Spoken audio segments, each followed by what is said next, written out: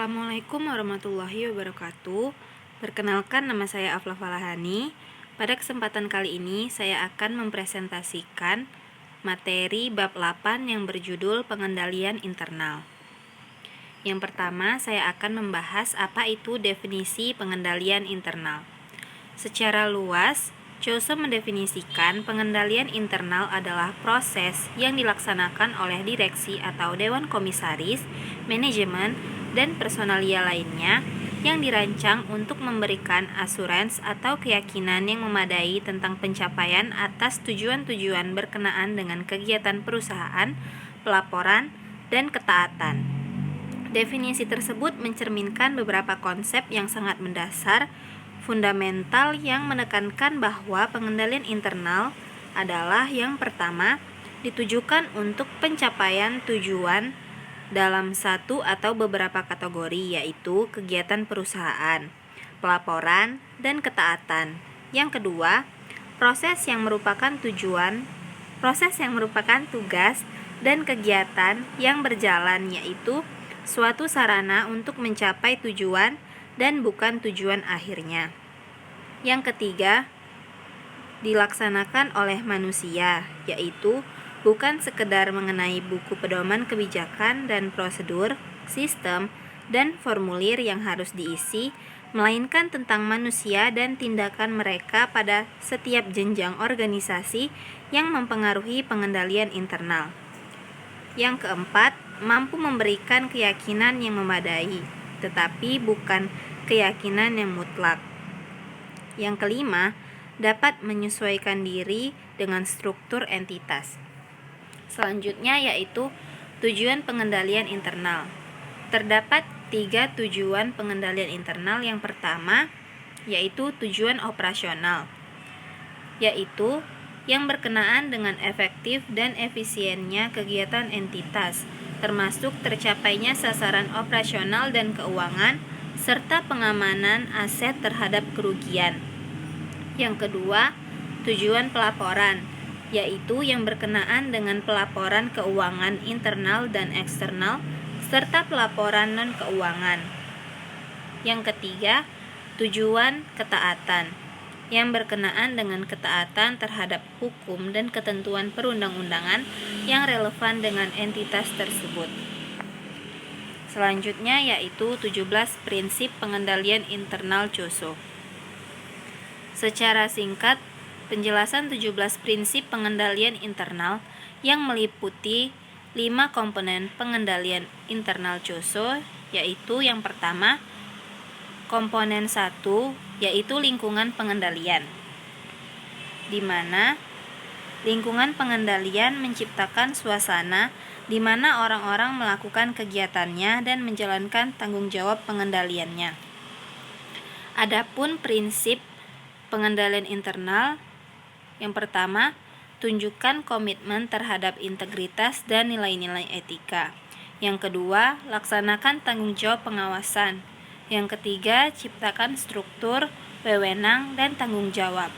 Yang keempat, tunjukkan komitmen terhadap kompetensi. Dan yang kelima, tegakkan akuntabilitas.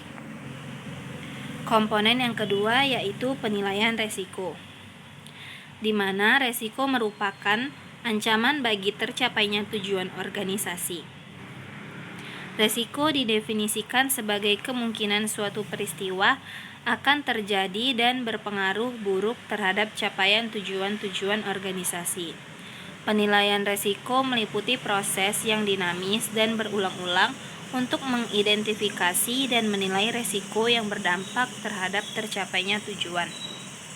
Adapun prinsip pengendalian internal, yang pertama, tentukan tujuan yang tepat.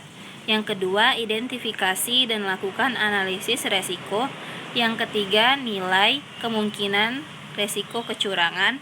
Yang keempat, identifikasi dan lakukan analisis terhadap perubahan penting atau signifikan. Selanjutnya yaitu komponen yang ketiga, kegiatan pengendalian. Kegiatan pengendalian adalah tindakan yang diambil direksi atau dewan komisaris, manajemen, dan pihak-pihak lain untuk menangani resiko dan meningkatkan potensi tercapainya tujuan dan sasaran perusahaan. Adapun prinsip pengendalian internalnya, yang pertama, pilih dan kembangkan kegiatan pengendalian. Yang kedua, pilih dan kembangkan pengendalian umum terhadap teknologi. Yang ketiga, sebarkan melalui kebijakan dan prosedur.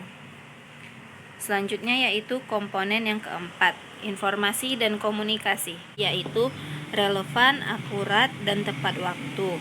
Informasi tersebut harus diterima oleh orang yang ditentukan di mana saja dalam struktur organisasi.